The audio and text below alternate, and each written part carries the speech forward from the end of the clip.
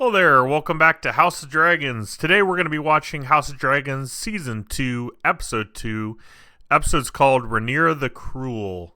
So it'll be interesting to see what this one's about and also to see the results of last week's episode. Because that was very intriguing there at the end. Daemon going and getting a son for a son. So, yeah, we'll see. I mean, it's probably going to lead to full-out war. I mean, that's where it's been headed already, but I could definitely see that happening sooner than later. Shout out to Gerardo. Hopefully I'm saying that right. Thank you for your comment with some detailed explanation. Also said I should watch a video about the intros, Season 1 and Season 2. Explain a lot. I just want to touch base. Do you want me to react to those or just watch those on my own? Because I totally can watch them on my own. It's no big deal. As long as there's no spoilers, which I would presume there wouldn't be. And then Ewan, and thank you for your comment as well. I'll definitely keep that in mind, what you were stating. You know, it's a good show. I'm enjoying it. I really am. So I appreciate you guys sticking around and watching them with me. You know, they don't get the most views, but we talked about that last week. It's no big deal. So, but yeah, I'm excited for this week's episode. Got my coffee, what's left of it anyways. Doing a cold brew today. Got my water. I'm ready to go. So yeah, we'll tune in and get started. So let's jump into it.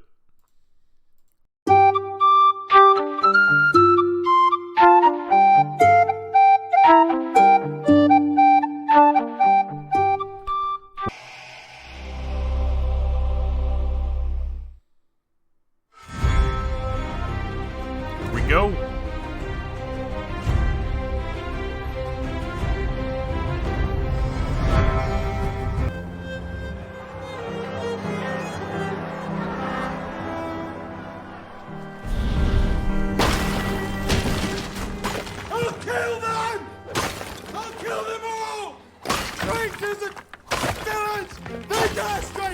Grace. I am the king! Yes, yes. I am the Yes, king! Grace. Please, Your Grace. Traitors and villains! Fire from the sky. This is war! I declare war! I declare war!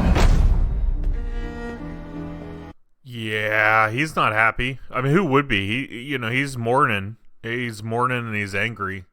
I don't blame him at all. It sucks he's destroying his dad's stuff, though, you know? Just, I'm thinking of the historic value, you know? His dad's gone, and the king, King Targaryen is gone, and he's just destroying his creation. But I can't blame him. You know, he's upset. He has every right to be upset.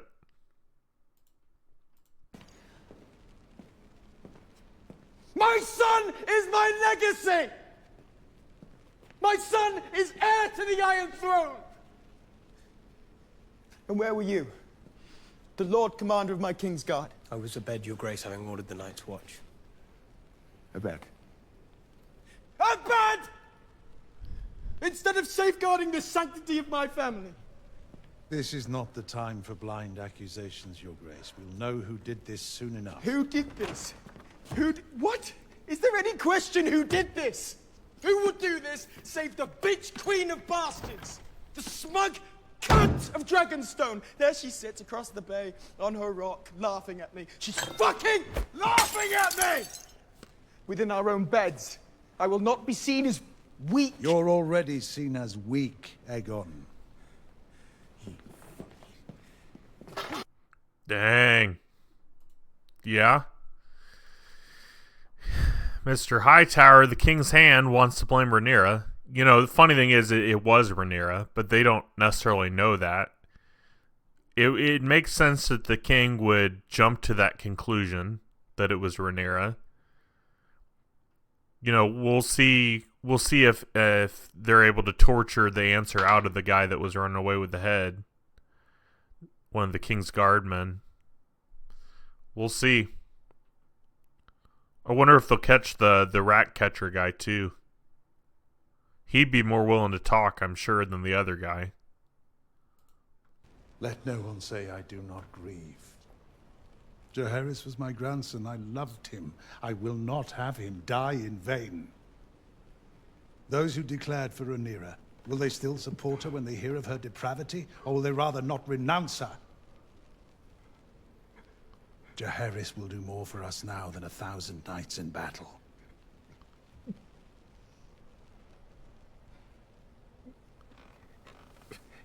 You will have your war, Your Grace, but if you wait a short time... Wow. Wow.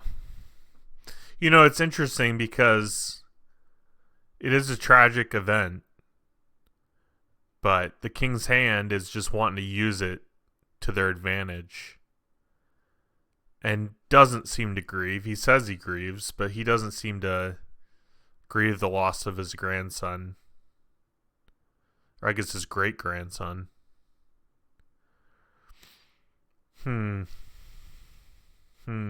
Interesting choice of how they're going about this, you know? I don't necessarily know what the right answer is, but there is something to be said about getting everybody in an uproar with you, you know? Being upset with you. It might help them.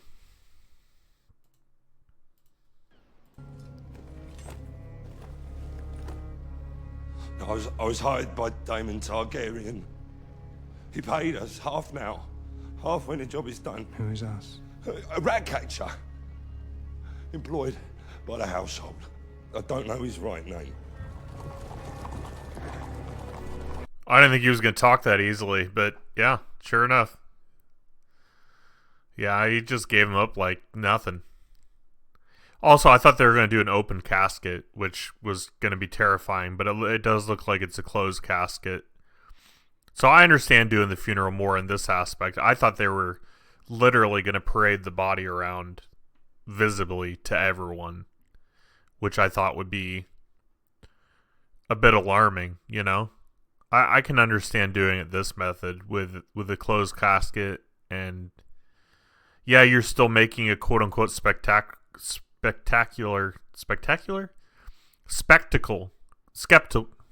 I can't talk, guys. I'm sorry, but you know, you're still making an event of it, but it's more respectful. You know, it's for grieving and everything, but you're not just parading a headless child around. At least not yet. But that's what I thought they were going to do initially, which is why I was a little more like, I don't know about that. But this seems respectful. Behold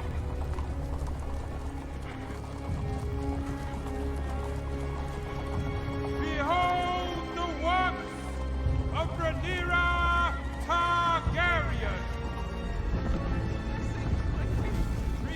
Oh, it is an open casket. Well, at least they did it up right, you know. It is interesting, though, that they already were planning to blame Rhaenyra Targaryen before they knew it was her. You know, it is linked back to her, but they didn't know that until after they had already started. But there you have it. That's kind of a sad image right here. I mean, it's cleaned up and everything, but that's a rough image to swallow, you know? Now to the throne.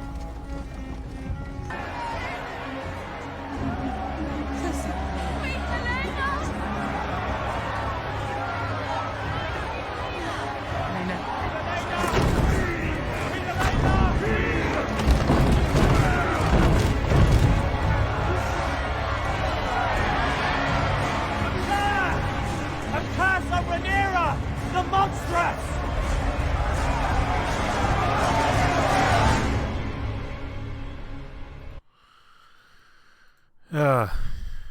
Tough scene. Tough to see her going through that, the queen.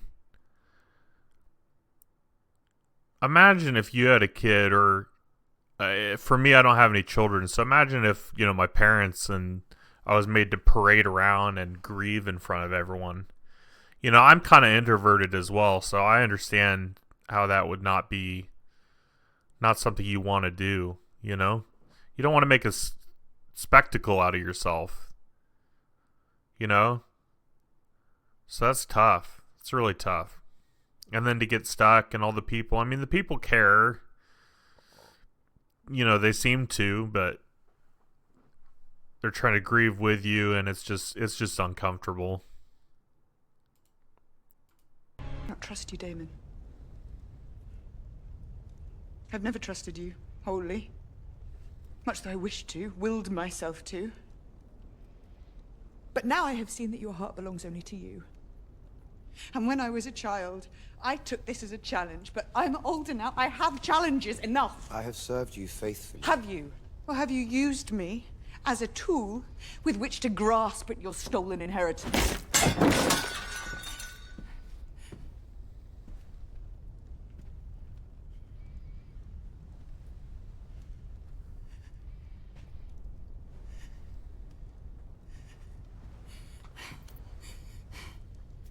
I thought he was going to choke her again. He does have some anger issues for sure. You know, I understand his response though, you know. And they haven't said that he did tell them to kill him, right?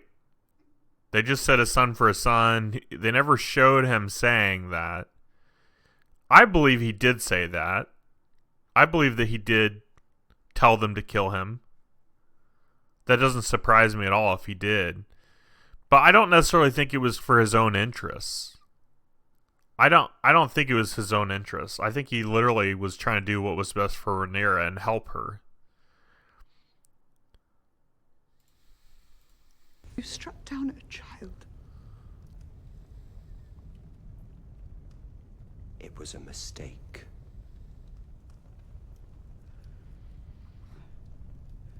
You're pathetic.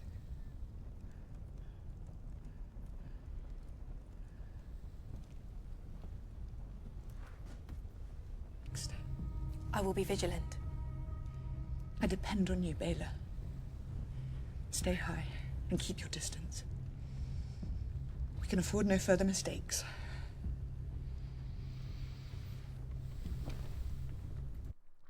So, I guess I take back what I was saying earlier, because, you know, they're blaming Rhaenyra, but as we can see now, that's not what Rhaenyra meant. She wasn't saying anybody. She did say she wanted the king's brother, but she never once said to take the child, you know? So, yeah, Daemon definitely acted on his own. He said he made a mistake, but I don't think he made a mistake. I think he was still doing what he thought was best. You know, I don't think at the time he definitely didn't think it was a mistake. So, I don't know if he was just saying that to get out of the conversation or what, but it's interesting, though, that this child is titled Rhaenyra the Cruel. When Rhaenyra, is it more because that's what they're calling her rather than what she actually is? Because we've seen in the conversation she had with Daemon and also with the folks that she was talking with earlier at the table, you know, she wasn't calling to murder children and is frankly upset that that happened.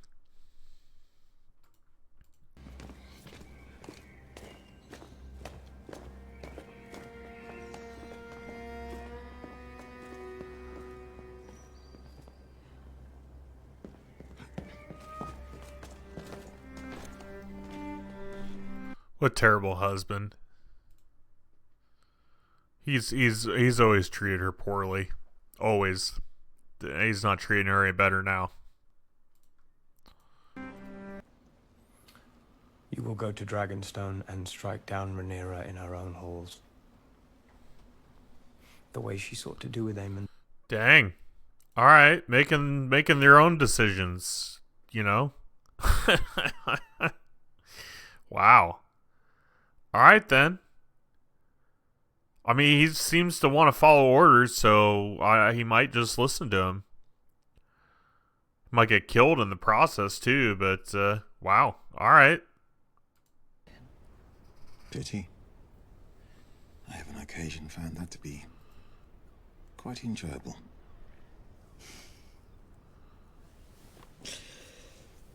Well, let us take him at his word.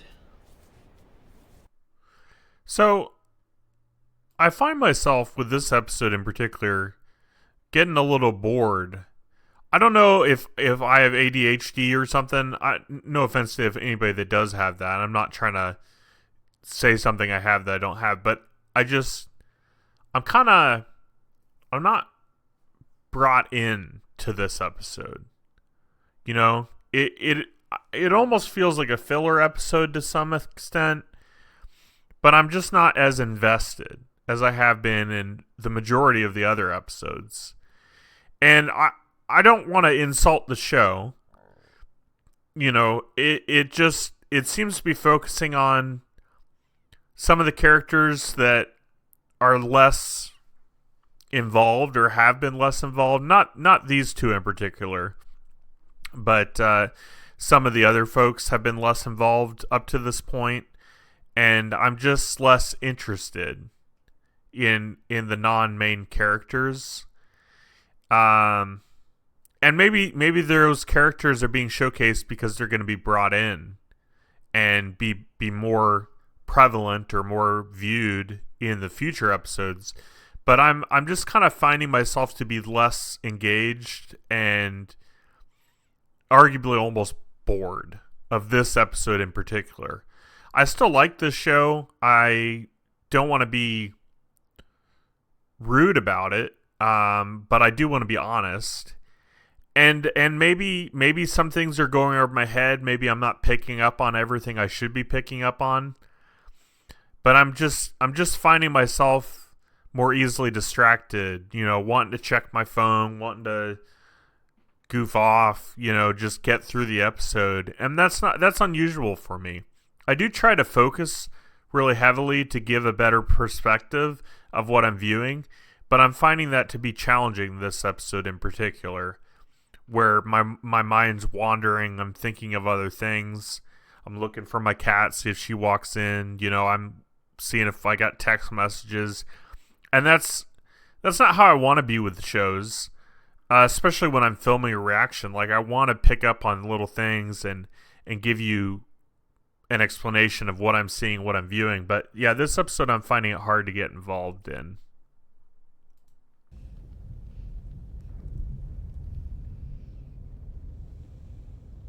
How did you get that scar? What scar?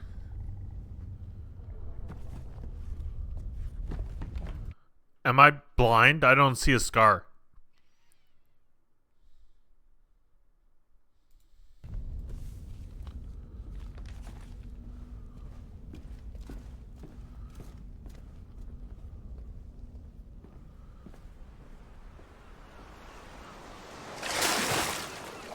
Or was she going to give her a scar? Yeah, I don't see a scar. Who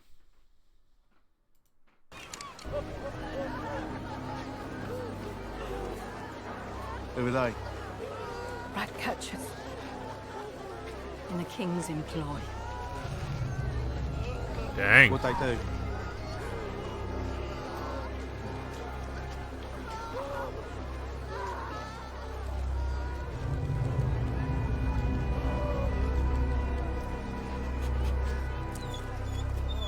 Poor puppy. He likes him even after he kicked him. Man, that's interesting. Just kill them all. I mean, I guess you got the right one in there, but you had a bunch of innocent people die too. Wow. Idiot! Beware how you speak to your king, my lord. The king is my grandson, and my grandson is a fool. He's worse than a fool. He's murdered innocent men. And one guilty one. And hanged them from the walls of the city for all to see. Plot against the king, and I will pay it back 100 They are times. fathers and brothers and sons. And their wives and children gather now at our gates to weep and curse your name.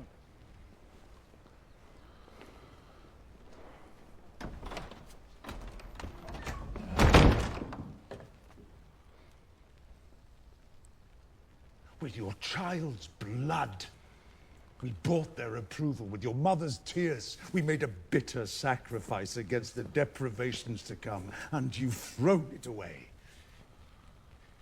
After all I've done for you, thoughtless, feckless, self-indulgent. At least I did something. I have not answered injury to the crown with, what? Wailing? Wow. Yeah. Yeah. That's crazy. It is going to give everyone a mixed opinion of him. You know, some people are still going to care for him and his death of his family, but yeah, he did just kill a bunch of innocent men. His own men, you know? People that worked for him. He just slaughtered a whole bunch of them just to get the one. Currying favor with... He was right about you. He made me king.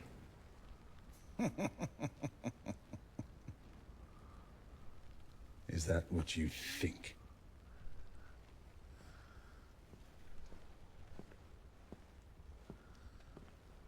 Remove your badge, Sir Otto.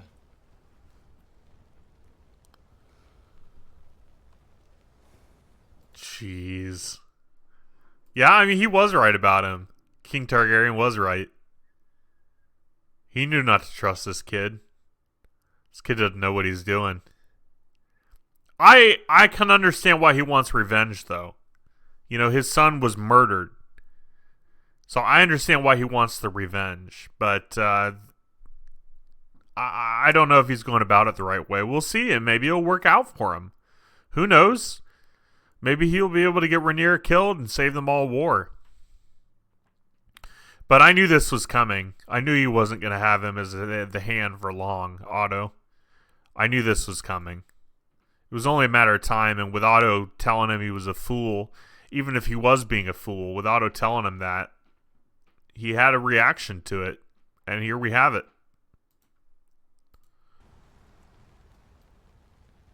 Give it to Cole.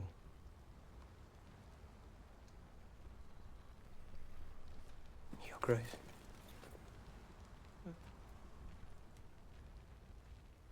In this hour, you have proven yourself of more worth than 100 old men. My new hand will be a steel fist. You will regret this. Give it to him.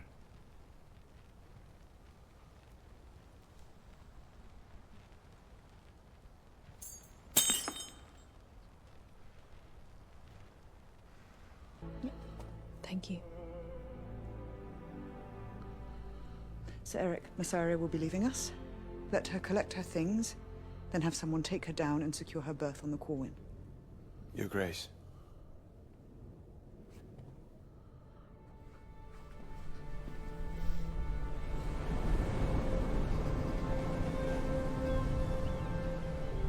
And yet this episode's called Rhaenyra the Cruel, and she's releasing her on her husband's honor, which I think is the right call to make. I do have to say, though, now that I know Eric's twin is coming, I'm gonna, you know, I'm not gonna trust Eric anymore because I don't know if he's Sir Eric or not, you know, or if he's his brother. So that is interesting. I was also surprised about who the king picked for his hand. I thought he was gonna pick everybody's favorite creeper character, which the name is slipping my mind, but I thought for sure he was gonna pick him. The guy that took all the tongues out of their mouths and jerked off to Alicent's feet. I thought that's who he was going to pick. But alas, he picked somebody else. A moment.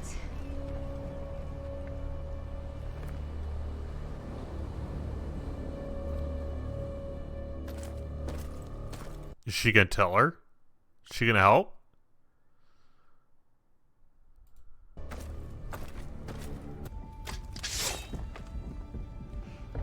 Believe me, I had no choice. I don't understand. Brother! Do not do this. I beg you. You are the one who betrayed us, Eric.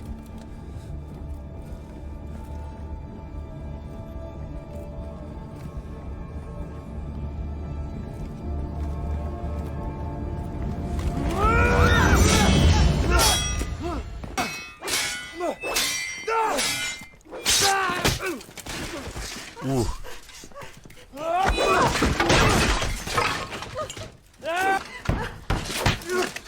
Which is Eric?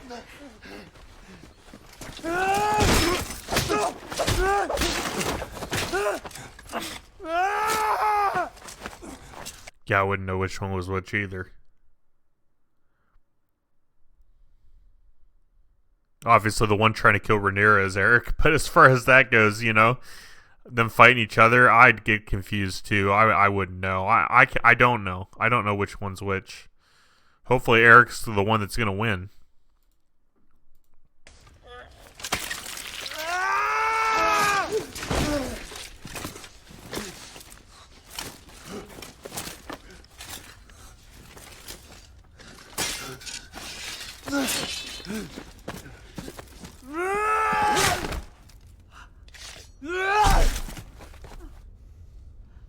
Your Grace. Eric. Forgive me. No! No!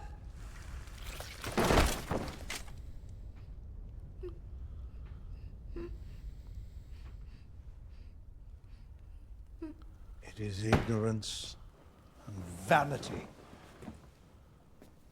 Oh, that was brutal. That was brutal. He died protecting the queen and what he believed in, but he couldn't live with killing his own brother. Man, that's rough. That's rough. That was tough to watch. There's been a lot of tough to watch parts of this episode. You know, there's been some good. What I said earlier, I'm not trying to insult the show. It was more kind of the middle part that I was getting tired of, or not tired of, but hard to follow, hard to get into. The beginning and the end of this episode have been good, and I've been involved in them. But kind of that middle 20-30 minutes, you know, it just feels like a longer episode. I mean, it is a longer episode. It's already been an hour and 5 minutes, maybe, unless that includes the beginning part. So maybe just over an hour. But it's still going, which is fine. But kind of the middle part is where I got lost a little bit. The beginning and the end have been interesting.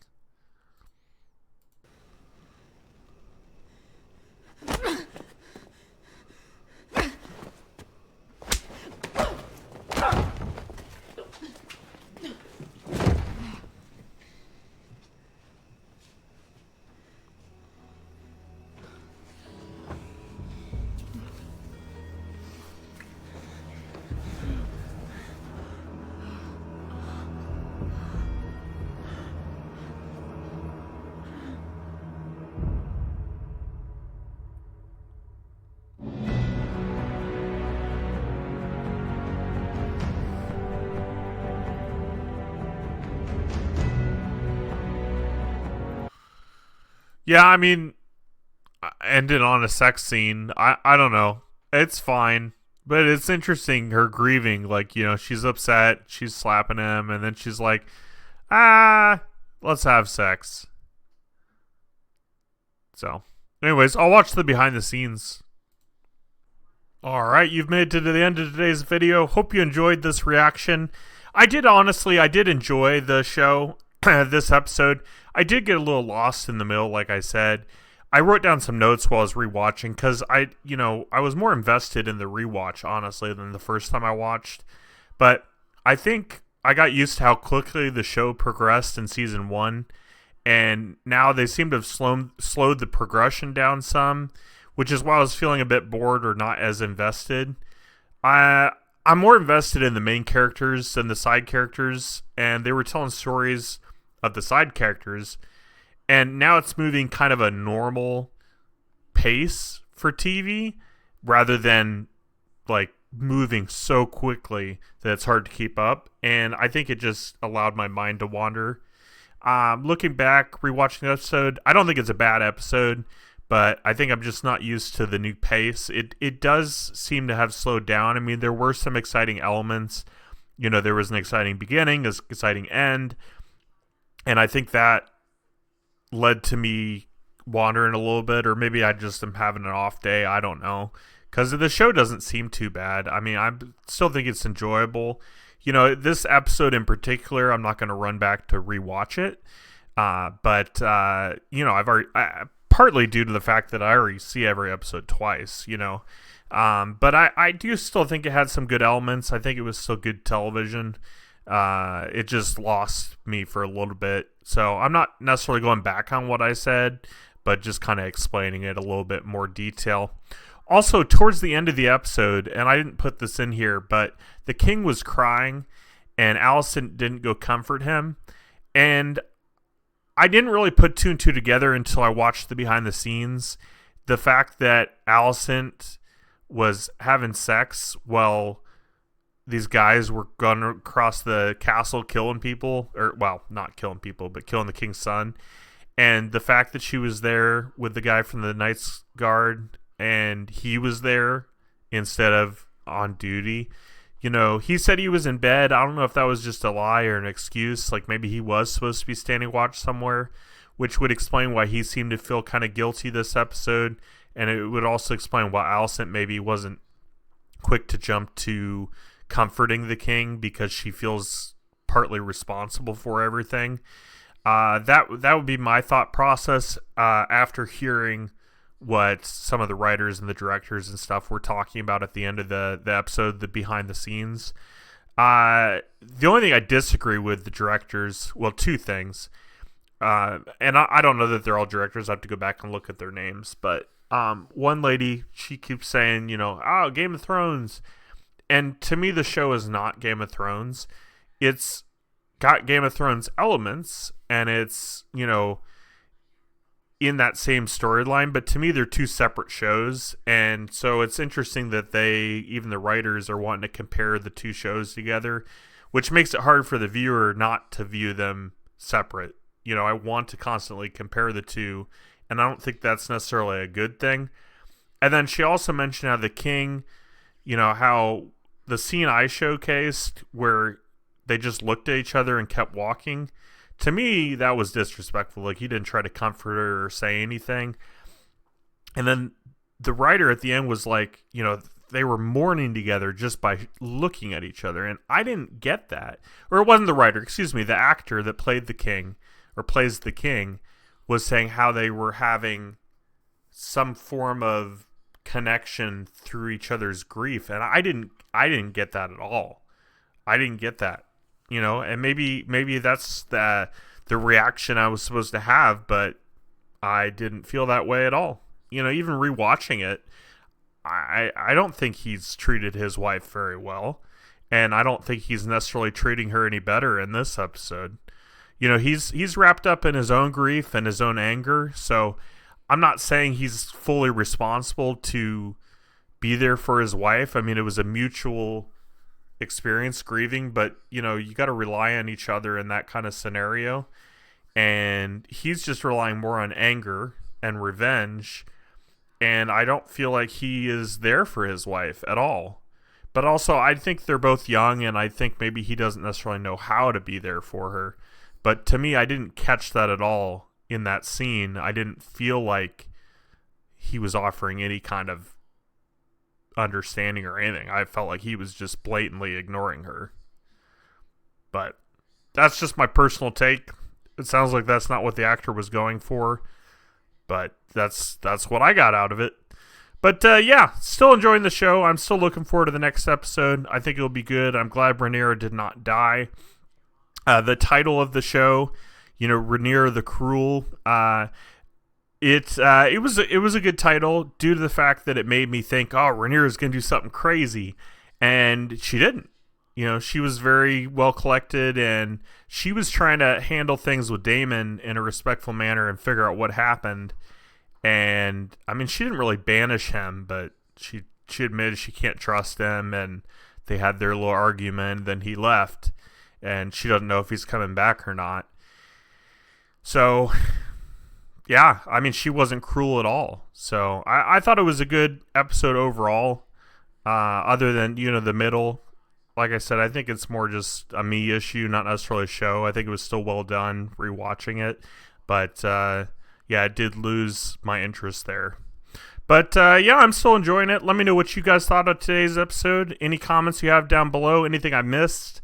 I'm sorry about forgetting some of the names throughout the show. I'm just really bad with names. I'm bad with names in real life too. It's not just I'm not paying attention. It's just something it doesn't process and stay in my brain like it does with some people. But yeah, let me know what you think, and we'll continue reacting to those every Thursday. So I will see you next week. Thanks for watching. If you did enjoy, feel free to leave a like, and I'll see you again real soon. Bye!